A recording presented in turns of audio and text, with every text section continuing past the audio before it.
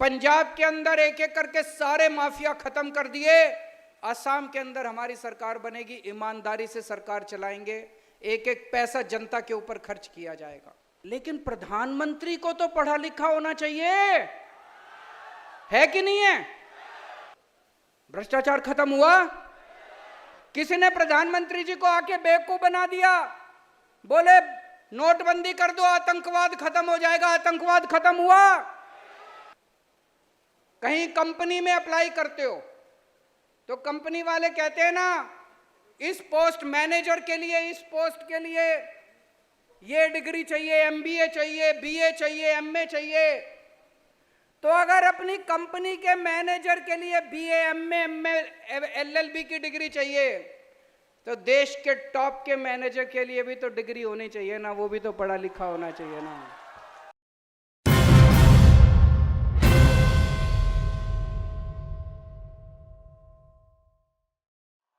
आप लोगों में जितनी एनर्जी है, जितना उत्साह है, जितनी जोर से आप बोल रहे हैं, ऐसा लग रहा है कि आज ही आप हेमंत बाबू की सरकार उखाड़ के फेंक देंगे।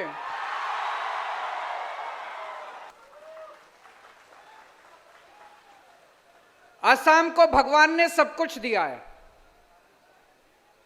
भगवान ने इतने पहाड़ दिए, नदियां दी, इतना पानी दिया, ब्रह्मपुत्र नदी दी, इतना अच्छा मौसम दिया, इतनी हरियाली दी। जब भगवान ने असम को बनाया तो भगवान ने कोई कसर नहीं छोड़ी, इतना सब कुछ दिया भगवान ने, कोयला दिया, मिनरल्स दिए। लेकिन इन सारे नेताओं ने और इन सारी पार्टियों ने मिलकर सब बर्बाद कर दिया। आज पिछले 75 साल में आप लोगों ने 52 इयर्स, 52 साल तक आपने कांग्रेस की सरकार बनाई। 52 साल तक, 52 इयर्स। 10 साल आपने असम गण परिषद की सरकार बनाई, और पिछले 7 साल से भारतीय जनता पार्टी की सरकार बनाई। कम नहीं होते इतने साल। आपने इनको अपना विश्वास देने में, वोट देने में कोई कसर नहीं छोड़ी, कोई कसर नहीं छोड़ी। लेकिन आज मैं आप लोगों से पूछना चाहता हूं, आपको बदले में क्या मिला? इतने साल आपने इन लोगों को वोट दिया, कांग्रेस को वोट दिया, असम गण परिषद को वोट दिया, भारतीय जनता पार्टी को वोट दिया। इन पार्टियों ने आपको क्या दिया? धोखा दिया। जिसको मौका मिला उसने लूट लिया, जिसको मौका मिला उसने लूट लिया। लूटा कि नहीं लूटा? हार के, इन पार्टियों से तंग आके आज 3.5 करोड़ असम के लोगों ने हम लोगों को न्योता दिया असम आने के लिए। मैं आप सब असम के लोगों का बहुत बहुत आभारी हूं। आपने इतना प्यार, इतने मान, इतने सम्मान के साथ मुझे, भगवंत मान साहब को, आम आदमी पार्टी के लोगों को असम में बुलाया। 2016 में हेमंत बाबू की सरकार बनी थी।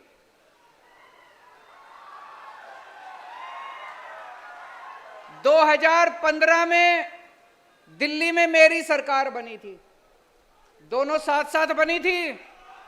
2015 में दिल्ली में मेरी सरकार बनी थी, 1 साल के बाद 2016 में हेमंत बाबू की सरकार बनी थी।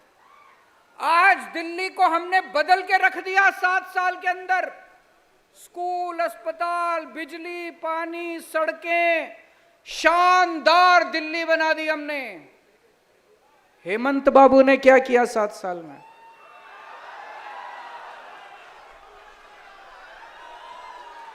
हेमंत बाबू ने कुछ नहीं किया, केवल गंदी राजनीति करी, गंदी पॉलिटिक्स की उन्होंने। अभी आज मेरे को असम आना था, 2 दिन से धमकी दे रहे हैं हेमंत बाबू टीवी चैनल के ऊपर। 2 दिन से धमकी दे रहे हैं, केजरीवाल आएगा मैं जेल में डाल दूंगा। ये क्या है यार? केजरीवाल आएगा मैं जेल में डाल दूंगा, मैं पुलिस से पकड़वाऊंगा केजरीवाल को। अरे मैं कोई आतंकवादी हूं? क्यों पकड़वाओगे मुझे? मैं हेमंत बाबू को बोलना चाहता हूं, आप असम के मुख्यमंत्री तो बन गए, असम की संस्कृति नहीं आई आपको।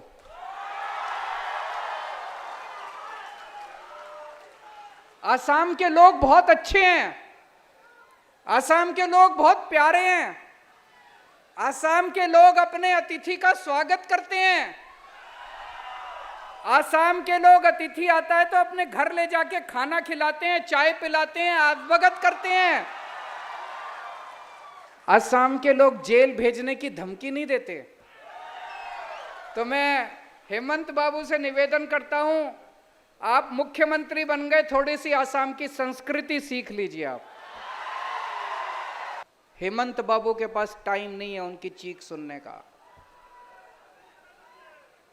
हेमंत बाबू ने पिछले चुनाव के पहले बोला था हम बेरोजगारी दूर करेंगे, बेरोजगारी दूर हुई? सरकार कहती है 25 लाख बेरोजगार हैं असम के अंदर। 25 लाख नहीं है, कम से कम 50 लाख से ज्यादा बेरोजगार है असम के अंदर। लेकिन क्या किया इन्होंने बेरोजगारी दूर करने के लिए? कुछ नहीं किया इन्होंने।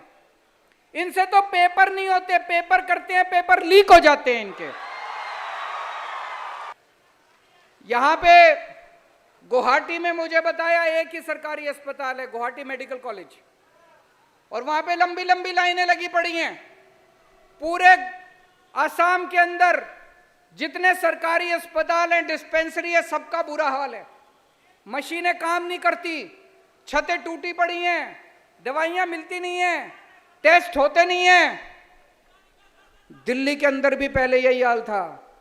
आज दिल्ली के सरकारी अस्पताल सारे एयर कंडीशनड अस्पताल कर दिए हम लोगों ने। सारी दवाइयां मिलती हैं, सारे टेस्ट होते हैं, सारी मशीनें काम करती हैं। गली गली के अंदर मोहल्ला क्लिनिक खुलवा दिए। अब आप चाहे अमीर हो या गरीब हो, अगर आपके घर में कोई बीमार होता है, दिल्ली में उसका सारा इलाज मुफ्त होता है, उसकी दवाइयां भी मुफ्त, उसके टेस्ट भी मुफ्त। उसके असम में भी हो सकता है। चाबी आपके हाथ में है, आपको झाड़ू का बटन दबाना है, आपके सारे अस्पताल शानदार बन जाएंगे। आपको अपने घर के लोगों का इलाज कराने की चिंता करने की जरूरत नहीं पड़ेगी, कोई खर्चा देने की जरूरत नहीं पड़ेगी। मैंने सुना यहां पे बिजली बहुत महंगी है कि नहीं है? अभी कोई मेरे को बता रहा था 200 यूनिट अगर बिजली आती है तो 1200 रुपए का खर्चा आता है। 1200 रुपए, 1200 रुपए, ज्यादा, उससे भी ज्यादा। और पिछले एक साल में पता नहीं कितनी बार इन्होंने बिजली के दाम बढ़ा दिए। दिल्ली में बिजली फ्री है, पंजाब में बिजली फ्री है, असम में फ्री बिजली चाहिए कि नहीं चाहिए? केवल आम आदमी पार्टी कर सकती है और कोई नहीं कर सकता। और 24 घंटे बिजली आती है दिल्ली में। यहां तो पावर कट भी बहुत लगते हैं, मुझे पता चला। बिजली जाती बहुत है, जाती है कि नहीं जाती? गांव गांव के अंदर बिजली नहीं आती, यहां पे 24 घंटे बिजली, फ्री बिजली। एक चमत्कार है, ये ऊपर वाले ने केवल केजरीवाल को ये वरदान दिया है। केवल केजरीवाल को करना आता है और किसी को नहीं करना आता। असम में भी बिजली फ्री हो सकती है, असम में भी बिजली 24 घंटे हो सकती है। चाबी आपके हाथ में, इस बार झाड़ू का बटन दबा देना अगली बार। मुझे पता चला कि आज से 7, 8, 9 साल पहले प्रधानमंत्री मोदी जी इसी मैदान में आए थे और बोले थे ब्रह्मपुत्र यहां से निकल रही है, आपके घर घर में पानी पहुंचा दूंगा। पानी पहुंचा? पानी पहुंचा? आज केजरीवाल आया है, आज मैं कह के जा रहा हूं हमारी सरकार बना देना, 1 साल के अंदर घर घर के अंदर पानी पहुंचा दूंगा। उनके वादे झूठे हैं, हमारे वादे सच्चे हैं, हम जो कहते हैं वो करते हैं। उनको आपने देख लिया, 10 साल पहले वो कह के गए थे घर घर में पानी देंगे, उन्होंने पानी नहीं दिया। आज मैं कह के जा रहा हूं हमारी सरकार बना दो, 1 साल के अंदर पानी दे देंगे आपको।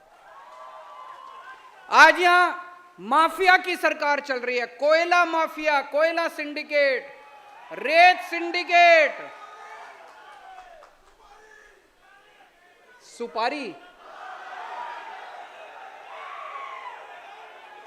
इतना हर मामले में इनके सिंडिकेट चल रहे हैं। ये वोट आपसे लेते हैं और काम केवल अपने रिश्तेदारों और अपने दोस्तों के लिए करते हैं। आम आदमी पार्टी केवल जनता के लिए काम करती है। जब मैं दिल्ली में मेरी सरकार बनी, वहां पे शिक्षा माफिया था, टैंकर, पानी के टैंकर का माफिया था, वहां पे इतने सारे माफिया थे, सारे माफिया खत्म कर दिए। पंजाब के अंदर एक एक करके सारे माफिया खत्म कर दिए। असम के अंदर हमारी सरकार बनेगी, ईमानदारी से सरकार चलाएंगे, एक एक पैसा जनता के ऊपर खर्च किया जाएगा।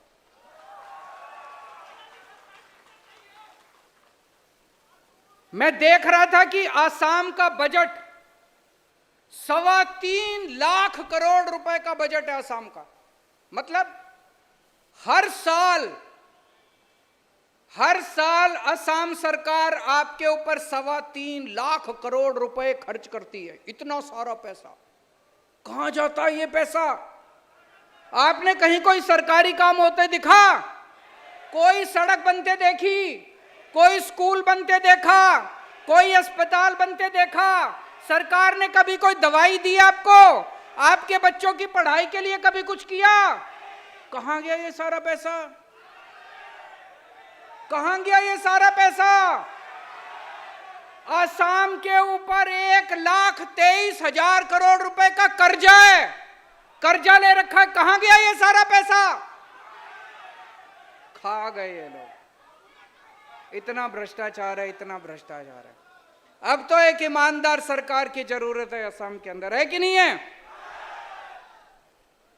दोस्तों, हमारा देश, भारत देश शानदार देश है, महान देश है, महान लोग हैं। मैं आपसे एक प्रश्न पूछना चाहता हूं, क्या भारत जैसे महान देश के प्रधानमंत्री पढ़े लिखे होने चाहिए कि नहीं होने चाहिए? जिसको लगता है प्रधानमंत्री पढ़े लिखे होने चाहिए, हाथ खड़े करें। ये कैमरे वाले जरा दिखा दीजिए कि जिसको लगता है कि अनपढ़ प्रधानमंत्री ठीक है, कोई बात नहीं, वो हाथ खड़े करो। भारत जैसे देश के प्रधानमंत्री पढ़े लिखे होने चाहिए। आज 21वीं सदी का भारत है, 21वीं सदी का युवा एस्पिरेशनल युवा है। वो विज्ञान में विश्वास करता है, वो साइंस में, टेक्नोलॉजी में विश्वास करता है, वो अपने लिए रोजगार चाहता है, वो भारत की तरक्की चाहता है। भारत की तरक्की कौन कर सकता है? एक पढ़ा लिखा आदमी कर सकता है। कम पढ़ा लिखा और अनपढ़ आदमी तरक्की नहीं कर सकता। मैंने प्रधानमंत्री जी का एक स्पीच सुना था, कई स्पीच है उनकी, उसमें वो कहते हैं कि मैं केवल गांव के स्कूल में गया था, उसके बाद मेरी कोई शिक्षा नहीं हुई। हमारा देश बहुत गरीब देश है। हमारे देश में किसी का अनपढ़ होना, किसी का कम पढ़ा लिखा होना कोई गुनाह नहीं है। बहुत लोग हैं जो गरीब लोग हैं, अपनी गरीबी की वजह से वो कम पढ़े लिखे हैं, स्कूल नहीं जा पाते, कम पढ़े लिखे हैं, उनको शिक्षा नहीं मिलती। मुझे कोई एतराज नहीं है, लेकिन प्रधानमंत्री को तो पढ़ा लिखा होना चाहिए, है कि नहीं है? अब प्रधानमंत्री जी नोटबंदी, अगर प्रधानमंत्री पढ़े लिखे नहीं होंगे तो कितना खतरनाक बात है। प्रधानमंत्री जी ने नोटबंदी की, नोटबंदी में सारे देश में अफरा तफरी मच गई, कितने लोगों की नौकरी चली गई, कितने लोगों के धंधे बंद हो गए, कितने लोगों की मौत हो गई। 10 साल पीछे चला गया देश, देश की अर्थव्यवस्था 10 साल पीछे चली गई। किसी ने आके प्रधानमंत्री जी को बेवकूफ बना दिया, बोले नोटबंदी कर दो, भ्रष्टाचार खत्म हो जाएगा। भ्रष्टाचार खत्म हुआ? किसी ने प्रधानमंत्री जी को आके बेवकूफ बना दिया, बोले नोटबंदी कर दो, आतंकवाद खत्म हो जाएगा। आतंकवाद खत्म हुआ? अगर हमारे देश के प्रधानमंत्री पढ़े लिखे होते, वो कभी नोटबंदी ना करते, कभी नोटबंदी नहीं करते। प्रधानमंत्री जी 3 किसानों के काले कानून लेके आए। पूरे देश के किसानों ने कहा कि हमें यह कानून नहीं चाहिए, यह कानून खतरनाक है, किसान इस कानून के खिलाफ हैं। सारे देश के किसान बोल रहे थे। लेकिन प्रधानमंत्री जी को किसी ने जाके बेवकूफ बना दिया कि ये 3 किसानों के कानून। 1 साल तक आंदोलन हुआ, 750 किसान मारे गए। अगर हमारे देश के प्रधानमंत्री पढ़े लिखे होते तो किसानों के काले कानून नहीं लेके आते। तो भारत देश को एक पढ़े लिखे प्रधानमंत्री की जरूरत है। अगली बार वोट डालने जाओ तो पढ़े लिखे को वोट देना, अनपढ़ को वोट मत देना। आप अपनी कहीं कंपनी में अप्लाई करते हो तो कंपनी वाले कहते हैं ना, इस पोस्ट मैनेजर के लिए, इस पोस्ट के लिए ये डिग्री चाहिए, एमबीए चाहिए, बीए चाहिए, एमए चाहिए। तो अगर अपनी कंपनी के मैनेजर के लिए बीए, एमए, एलएलबी की डिग्री चाहिए, तो देश के टॉप के मैनेजर के लिए भी तो डिग्री होनी चाहिए ना, वो भी तो पढ़ा लिखा होना चाहिए ना।